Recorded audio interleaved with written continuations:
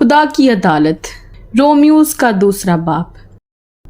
बस ए इल्ज़ाम लगाने वाले, तू कोई क्यों ना हो, तेरे पास कोई उज़र नहीं, क्योंकि जिस बात का तू दूसरों पर इल्ज़ाम लगाता है उसी का तू अपने आप को मुजरिम ठहराता है, इसलिए कि तू जो इल्ज़ाम लगाता है खुद वही काम करता है। और हम जानते हैं कि ऐसे काम करने वालों की अदालत खुदा की तरफ से हक के मुताबिक होती है। ऐ इंसान, तू जो ऐसे काम करने वालों पर इल्ज़ाम लगाता है और खुद वही काम करता है, क्या यही समझता है कि तू खुदा की अदालत से बच जाएगा? या तू उसकी मेहरबानी और तहम्मुल और सब्र की दौलत को नाचीज जानता है और नहीं समझता कि खुदा की मेहरबानी तुझको तौबा की तरफ माइल करती है, बल्कि तू अपनी सख्ती और गैर ताब दिल के मुताबिक उस कहर के दिन के लिए अपने वास्ते गजब कमा रहा है, जिसमें खुदा की सच्ची अदालत जाहिर होगी। वो हर एक को उसके कामों के मुआफिक बदला देगा। जो नेकोकारी में साबित कदम रह कर जलाल और इज्जत और बका के तालिब होते हैं, उनको हमेशा की जिंदगी देगा।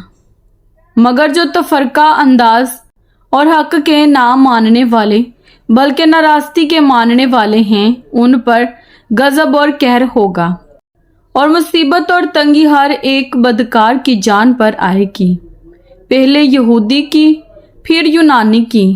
मगर जलाल और इज्जत और सलामती हर एक नेकोकार को मिलेगी, पहले यहूदी को फिर यूनानी को, क्योंकि खुदा के यहाँ किसी की तरफदारी नहीं।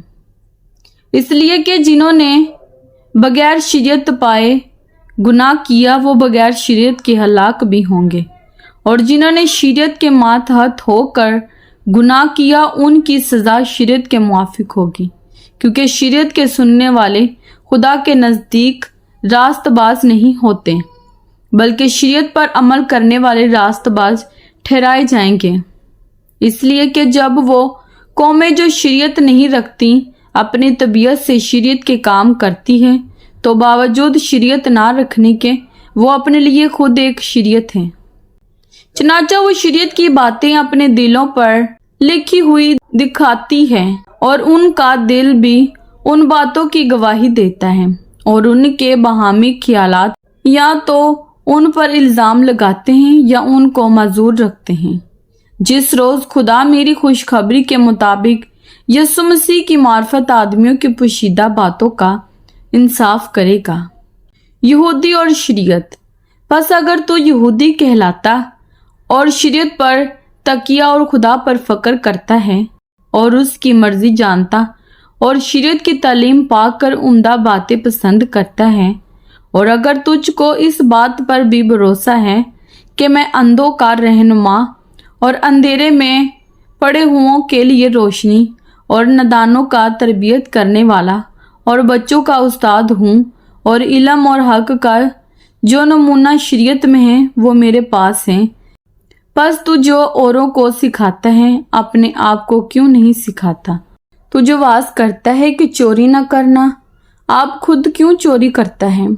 तू जो कहता है कि जना न करना, आप खुद क्यों जना करता है? तू जो बुतों से नफरत रखता है, आप खुद क्यों मंदिरों को लूटता है? तू जो शरीयत पर फक्र करता है, शरीयत के अदूल से खुदा की क्यों बेइज्जती करता है? क्योंकि तुम्हारे सबब से गैर कौमों में खुदा के नाम पर कुफर बका जाता है। चनाचा ये लिखा भी है, खतने से फायदा तो है बशर्ते तू शरीयत पर अमल करे, लेकिन जब तूने शरीयत से अदूल किया तो तेरा खतना नामकतूनी ठहरा। बस अगर नामकतून शख्स शरीयत के हुक्मों पर अमल करे तो क्या उसकी नामकतूनी खतने के बराबर ना गिनी जाएगी? और जो शख्स कौमियत के सबब से नामकतून रहा, अगर वो शरीयत को पूरा करे तो क्या तुझे बावजूद कलाम और खतने के शरीयत से अदूल करता है कसूरवार ना ठहराएगा? क्योंकि वो यहूदी नहीं जो जाहिर का है, और ना वो खतना है जो जाहिरी और जिस्मानी है, बल्कि यहूदी वही है जो बातन में है, और खतना वही है जो दिल का और रूहानी है, ना कि लफ्जी। ایسے کی تعریف آدمیوں کی طرف سے نہیں بلکہ خدا کی طرف سے ہوتی ہے۔ آمین۔ کلام پاک کے پڑھے اور سننے جانے پر خداوند کی خاص برکت ہو۔ خداوند کا شکر ہو۔ آمین۔ خداوند آپ سب کو برکت دے۔ آمین۔